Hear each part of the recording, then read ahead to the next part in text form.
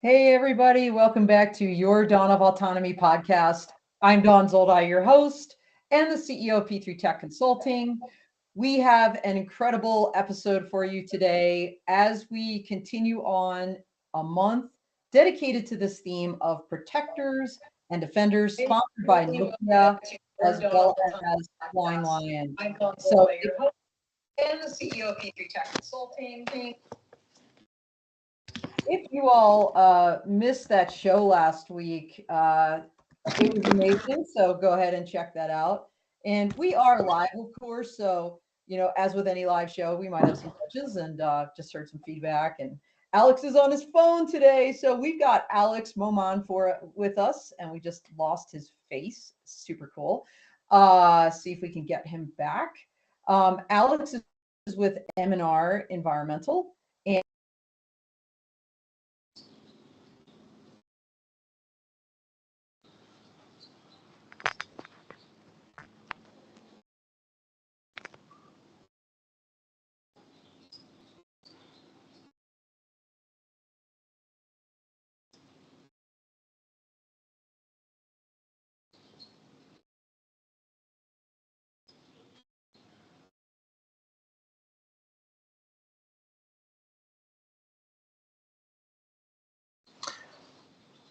Hi, everyone. If you can hear me, I'm not sure if there's a glitch that I may be having. My name is Alex Momand, and I am the CEO of M&R Environmental. We are we're having some technical difficulties. If you can give me one moment, I'm going to sign right back in. Okay, well, no, we're good to go, but we're having some technical difficulties. I'm the CEO of M&R Environmental, and I represent a local AI startup now in the Bay Area. We started our grassroots in Afghanistan, working with the Department of Defense.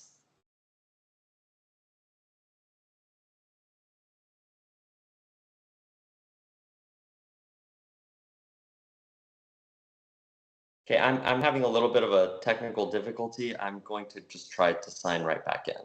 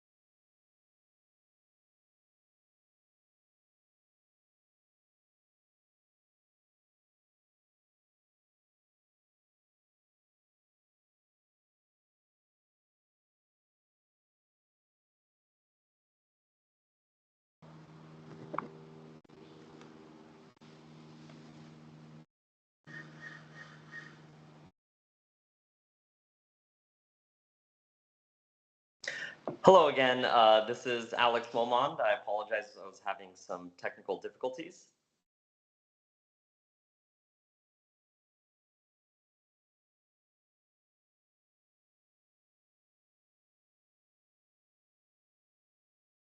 So a little bit about myself. I am a local, I live in the Bay Area, and I'm an Afghan American.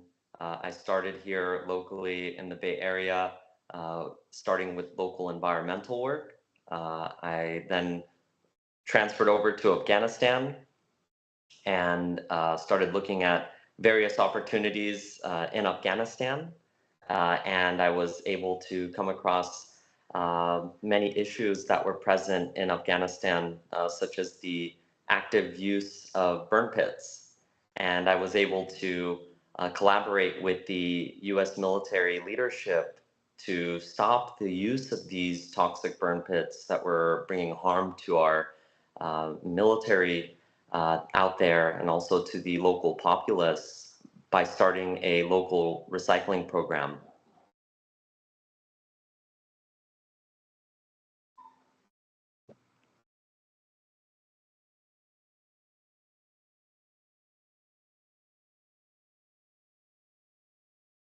M&R Environmental Solutions, we're really at the forefront of bringing real solutions uh, to the grassroots and to the front line. It's really focused on dealing with matters not just here at home, but overseas, such as we had done in Afghanistan. M&R is really focused on being able to bring those innovative technologies to the forefront and the front line.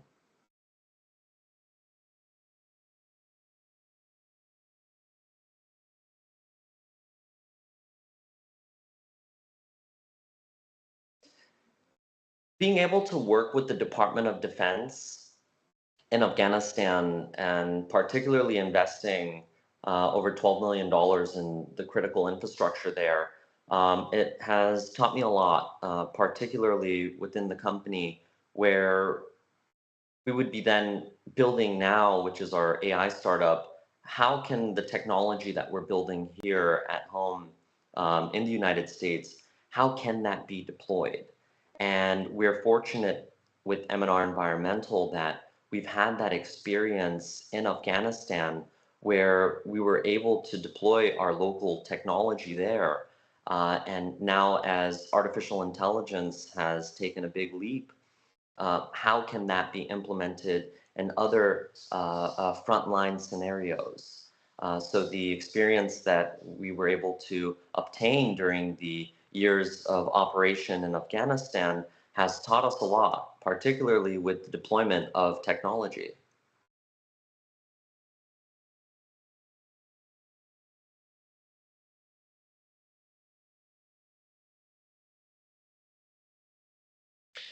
And currently, right now, with the technology that we're developing and utilizing drones and how that can assist with machine learning and AI and dispersion modeling, it's really amazing how all of these work hand in hand.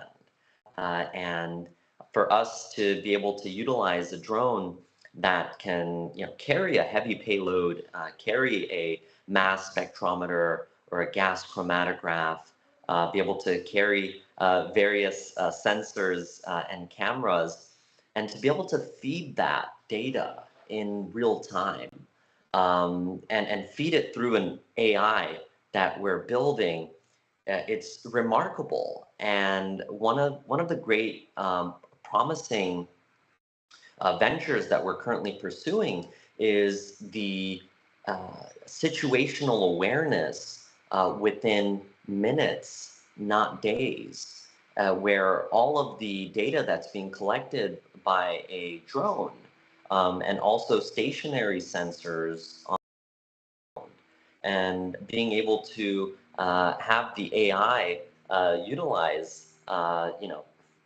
dispersion modeling, for example, to be able to detect where a plume, a hazardous plume, is headed. And when we take a step back to Afghanistan, as I mentioned earlier with the burn pits, the plumes could have been detected as to where they're headed. And looking back at when the burn pits were operating and where we are now in 2024, there's been a huge leap. So there's promising efforts here as far as the integration of hardware, drones, and bringing in AI and machine learning.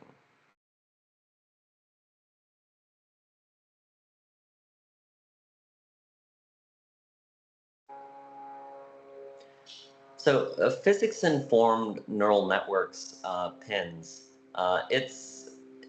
it's really interesting because it's able to give critical information either through sensor fusion or data mesh, where physics is able to be played in real time through the AI. And when we're talking about potential explosives or chemical attacks, there's a lot going on in the environment in real time. And all of that data, being able to process that through AI in real time and utilizing physics-informed neural networks, it really gives an upper hand when you do have a scenario where a possible chemical attack could be present, and to be able to actively track that chemical attack, to be able to give actionable intelligence to the local populace or to a base to shelter in place or to close off certain vents. And being able to utilize physics-informed neural networks with, for example, also sensors that can detect scent. Also utilizing other gas sensors and spatial imagery as well. And how can all of that come together, and how can an AI learn from that? And that's where the physics-informed neural networks really come to play. And I, and along with my team, believe that this is going to be very vital and critical in being able to achieve that situational awareness in minutes, not in days. Hey, so since Dawn is having some trouble getting back on, I'm going to take over on hosting duties. So you got Mike as the eye in the sky here. Alex has been doing a great job moving things along and going through what the planned interview is going to be. So I'm just going to take it up right here and ask, how can we prepare our warfighters for future combat scenarios with the integration of AI and machine learning on the battlefield? This is really critical here because right now, the way that AI is moving forward, it's wonderful. And as Jensen Huang, the CEO of NVIDIA, has mentioned, we're in an industrial revolution. And if you think back to the steam trains, when we had that industrial revolution, in the coal trains, they were big, they were heavy, they consumed a lot of power. But now you have these very fast bullet trains. So things have evolved. But right now we're at that stage in AI where things are heavy. It's consuming lots of power. Now, how do you take AI and bring it to the battlefield? And when we have adversaries that are constantly tracking thermal signatures and other methods to be able to find our brave warfighters, we want to minimize that. And the way that we are thinking along with M&R is being able to deploy the AI on the front line. And this kind of revisits the experience in Afghanistan. As I mentioned, I'd spent quite some time outside the wire. So for me to be able to envision the use of AI as is, where it would rely on the cloud, and you're in the middle of, let's say you're in the northern plains of Bagram outside the wire, and you're having the difficult a time with connectivity. It's just not practical. You could probably make it work here. Well, yes, you can make it work here at home where you have reliable connection, but when you take it to an active war zone or a location, it's going to be very difficult. And that's where we're really focusing on making the AI deployable. So, kind of like, I'm going to go a little bit off script here, but taking what last thing you said with kind of something that was burning in the background in my mind, I think a lot of people think about generative AI, and is that different than the type of AI you're using? Because generative AI is not exactly known for accuracy, or it's approaching more accuracy as time goes on. But there's other forms of AI that are 100% more accurate than analytical or rule-based tools. So what type of AI are you actually talking about here? Correct. Yeah, and I think you touched up on a very important point, which is the accuracy. And when you are in active combat or you're actively fighting a fire, per se, you really want to make sure that you do have the accurate data. So our big focus on our AI platform is ensuring that the data that's coming in is clean and free of any garbage. And the way that the current AI is set up, for example, if you're utilizing ChatGPT, you're going to have a lot of issues where there will be, the AI will hallucinate. And you will get information that is not really relevant, and you got to go back there and correct that. So our main focus is being able to Oh, we lost Alex. Oh.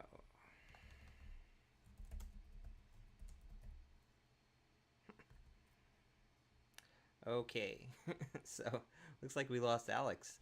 Everybody's having connection issues today, but it seems like he was talking about the nature of getting accurate data and how important that is for our warfighters. I think we have Dawn coming back in while Alex is off, so hopefully I could get her going in a few seconds. Thank you, everybody, today for their patience. We will make clips of this show so that you could actually get all the good parts all at once. For those of you who are participating live, hang in there for a second, and hopefully we should be able to get things started. I'm going to drop Alex's signal for a second until he's able to sign back in. All right, Don, do you want to jump in? Nope. But I'll put you in there. That's the old Dawn. Let me get the new Dawn in. Let's see. Let's try this one. Nope. And there you go. That should be it. There you go. All right, fun times. I'm holding my phone physically at this point. For whatever reason, couldn't use my computer, but yeah. So Alex is putting together this AI and physical and physics informed neural network for the warfighter, and I've been working with him and his team really since AUVSI Exponential. There's been iterations of this, and it's still evolving, but super exciting. And demos coming up soon. This is really going to make a difference, I think, not just on the battlefield, but with regards to homeland security and disaster response, all kinds of different kind of protector and defender applications for what Alex is putting together. Yeah, so I'm not sure if he's going to come back in or if this is going to be the shortest show ever. Well, we're 18 minutes in, but I can tell you where we were leaving off. We were talking about actually you came in with good comment, which is he was talking about his physics informed neural networks. We were delineating that against generative AI, or and Alex was bringing up the importance of accuracy in battlefield situations specifically. So, if there's anything else about Alex's product you want to get going for the people who are hanging in there, just to let them know, and maybe if we can't get him back on, we'll figure out a way to do a redo.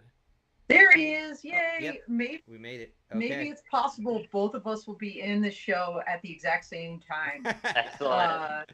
Alex, you know what? My friend, there is a first time for everything, and this is honestly a first after almost 5 years doing this show with Mike. So I guess you're special, but right.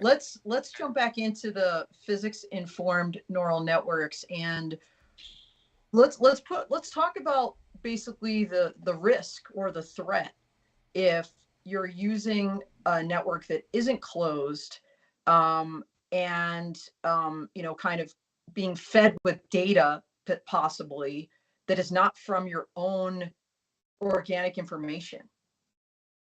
Yeah, and this is where it becomes really sensitive.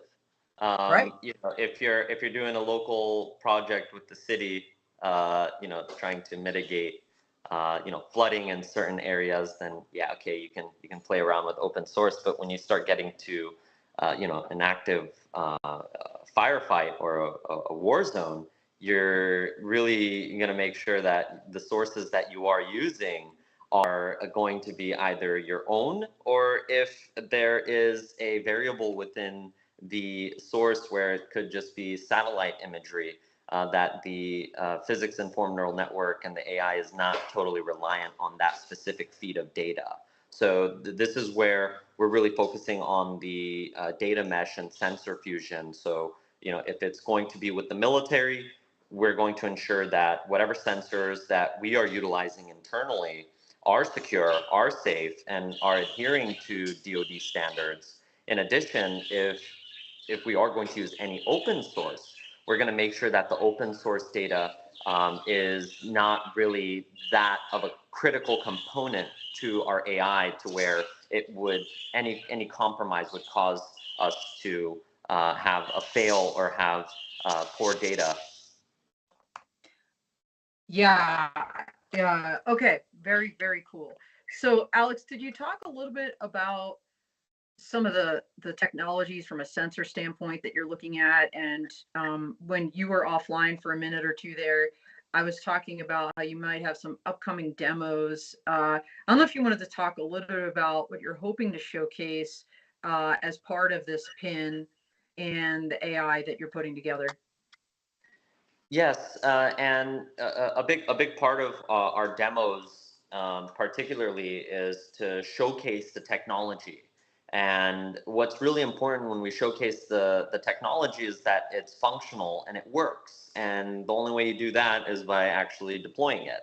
And specifically with what we're going to be showcasing for the US government is atmospheric plume dispersion modeling. And, where if you were to have a potential chemical attack, where is this plume going to head? And how can you get that data in real time, where command leadership can be informed in real time, not a week later on a PowerPoint, not days later where, God forbid, there would be potential casualties or injury to military or local populace. Our main focus is to be able to create a demo to showcase how this can be fed in real time. And we're really focusing on the actionable intelligence. And we're currently building an LLM that is very energy efficient. And we're working with local academia to be able to have voice interface. And when you do have an active scenario where there's a potential chemical attack, you're not going to have time to sit there and have a data scientist put together all of this data and give a phone call or send a text message or go on the radio. We want the LLM to be able to process that in real time through voice interface, and we're keeping it very simple. We're not complicating it. 4 to 5 actionable line items on a specific use case. We're not interested in other data. We're specifically focusing on atmospheric plume dispersion modeling, or if the U.S. Government decides that they want us to pursue another venue, we will specifically focus on a specific use case with our AI. So it will not necessarily be an AI where it's incorporating all of these different possible datas and scenarios. This is a problem. We want to make sure the base is safe from potential chemical attacks, and we're going to be using the atmospheric plume dispersion modeling. So that's really the goal of these demos, is being able to show how we can actually get that done. And this is going to be coming up this year. There's also demos with the fire department as well, and we're working with local Native American tribes as well, working with them on controlled burns and also mapping out fuel sources. So we're really focusing on providing, hey, this works. Well, Alex, this is Protectors, Defenders. We've been focused primarily in our conversation so far about the military, but you just mentioned firefighters. You mentioned, some other like environmental and other groups. Explain how this technology can help others that protect, for example, the homeland or just our local communities. Yes. And it's really interesting, because if the problem is brought to us, for example, yesterday we were on a call with some of the local Native American tribes here in Northern California, and they're having a lot of issues with pollution, and having issues with fires as well. That's another problem. And you have another scenario where, let's say if it's, a dispersion of oil in the Arctic, and this is where pollution can become a real big problem. So being able to utilize, the physics-informed neural networks. Now this can really change its gears, and you can really put a focus on, for example, a dispersion in water, and you're not now working on atmospheric plume dispersion. You're focusing on oil being dispersed in water in a very difficult environment, such as, let's say, the Arctic, where there's oil and ice, and it's very difficult to separate the two. Utilizing our existing methods with satellite imagery, it's very difficult. So for us to be able to build the framework where, no garbage in, no garbage out, and being able to listen to the customer, and to listen to the problem in itself, and be able to have an approach where this pin could be implemented for water dispersion or for mapping out fuel sources to prevent large fires that can cause,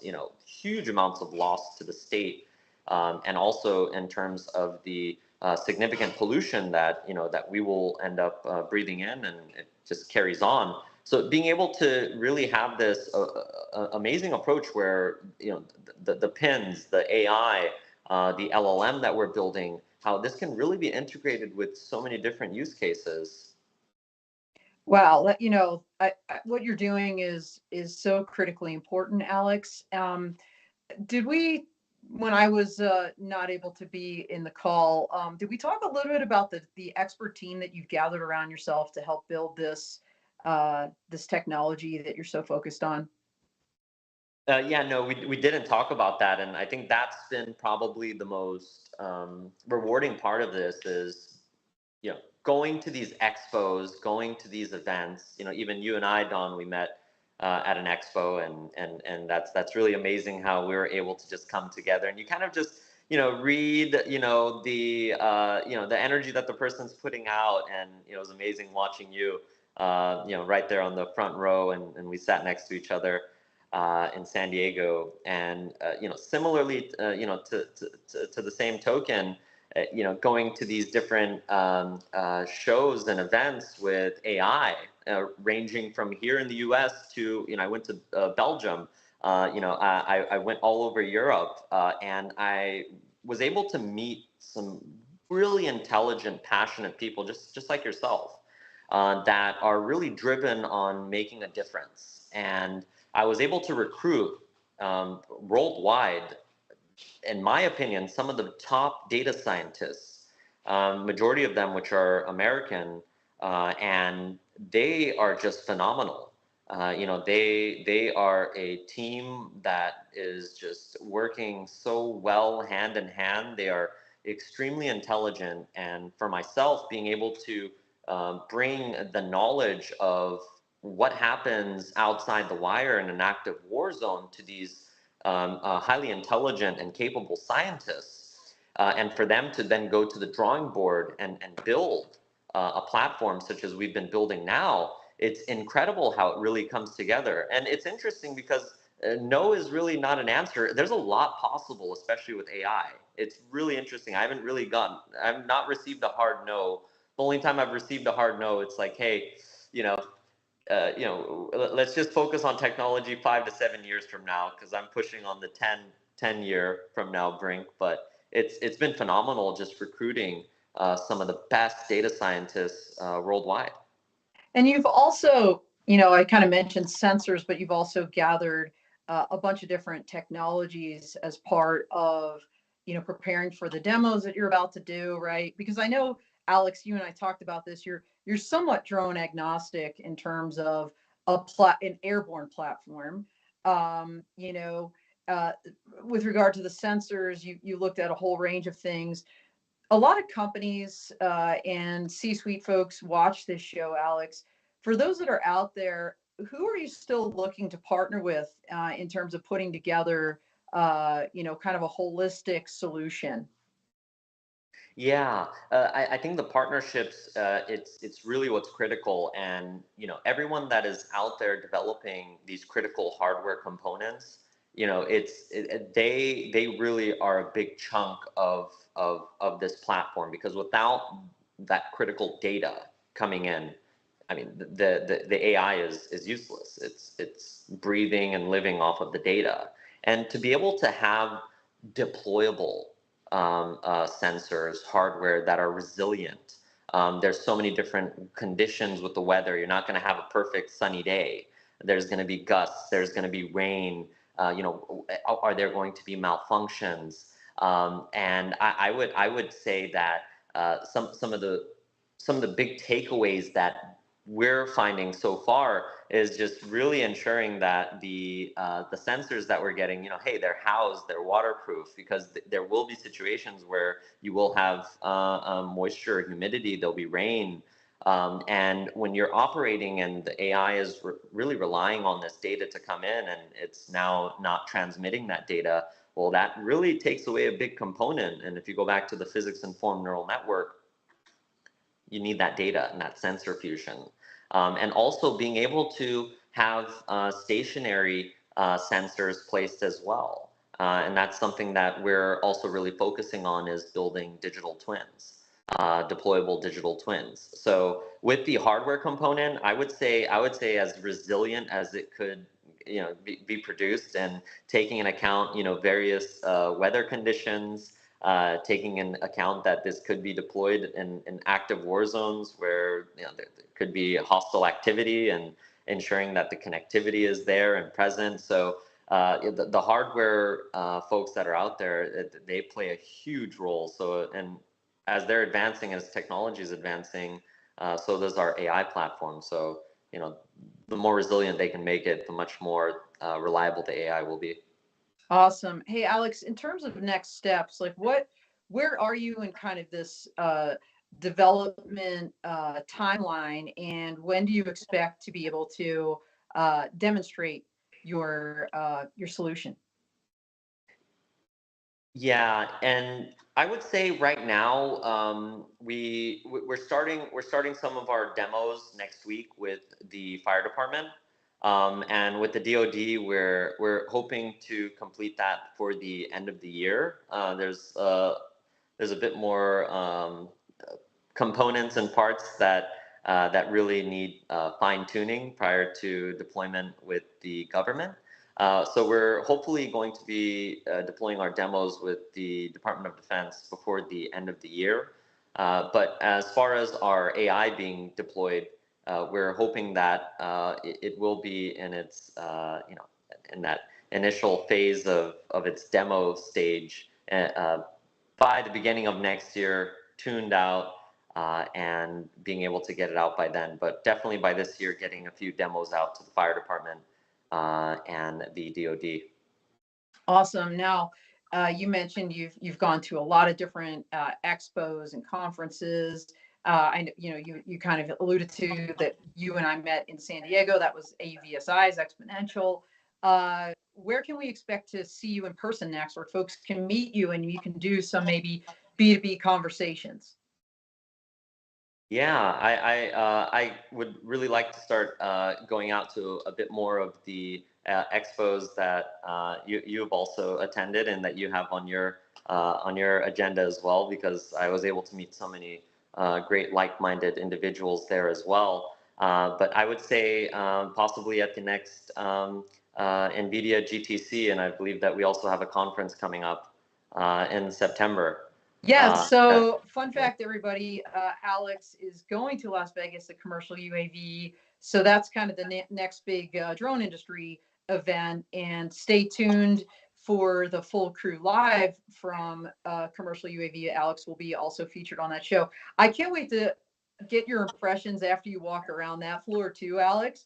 And super focused on drone technology in particular. So really excited to walk you around a little bit in Las Vegas. And by the way, everybody, along those lines, make your reservations now to come Monday on Labor Day. That evening, my partner Karasoft is throwing a joint party with P3 Tech, my company, at Caesar's Palace. If you go on the P3 Tech website and follow me on social media, you'll find it on my website under events.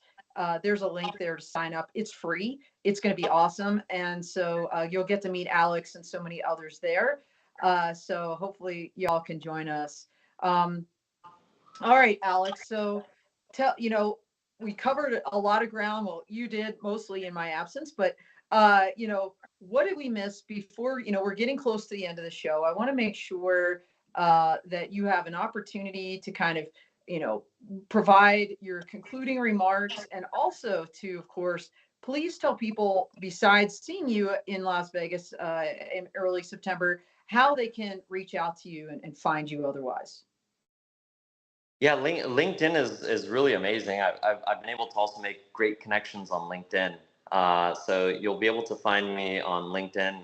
I'm sure it'll be in the show notes as well. You guys can also reach out to us on our website. That's www.mincorp.com.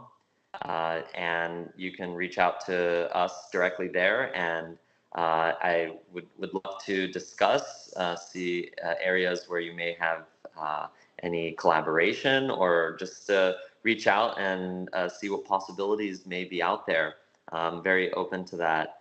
And it's amazing, when I do think about, the AI platform, the more collaboration you do have, the more information you're able to feed the system, the better it performs. So, it's all about coming in together.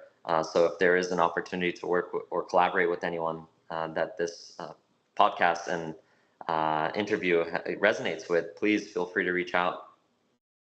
And by the way, Jennifer L. just did reach out to us from Singapore with some greetings. So, this is global, and we do have a handful of regulars, Alex, that dial into the show. So welcome, Jennifer, to our crowd here. So any concluding remarks, Alex, before we dial off today? Yeah, I really just want to say that I'm very grateful for all the opportunities, and it's amazing how, if you really put your mind to something and you just stick to it, anything is possible. And just reflection of the time in Afghanistan when I was just 21 years old, and I got there and I had no idea what I was doing, where I was going. As long as I was able to stick to that path of, hey, I want to do something, and I want to do something good, that helps people. That was something that I'm kind of sticking with right now as well, and it's really amazing how it's playing itself together. And I'm just very grateful for this opportunity. I'm very grateful for yourself, Dawn, for allowing for me to have this opportunity to speak with you. There you go. And everyone else that's out there. Yeah, and I'm just here, and I'm present, and I look forward to making some amazing strides, and I look forward to collaborating with those that would like to collaborate. And I'm ready. I'm ready to go. He is ready to go, and Alex, we're excited to watch you continue to grow. Welcome to the industry. I know this is kind of a new venture for you. It's amazing the team that you have gathered together, the amount of work that you've been able to accomplish in a super short amount of time, the demos you already have lined up. Really look forward to watching this launch, and honored to have you the opportunity to be one of the people to help let others know what it is you're doing. And so looking forward to seeing you in person soon. And again, to you and everybody out there, apologies for some of the technical difficulties we had today. But great stuff here, and we will get some clips out that you can watch this in smaller bites and without interruption. So thank you again, Alex, and everybody out there. We are out here. Thank you.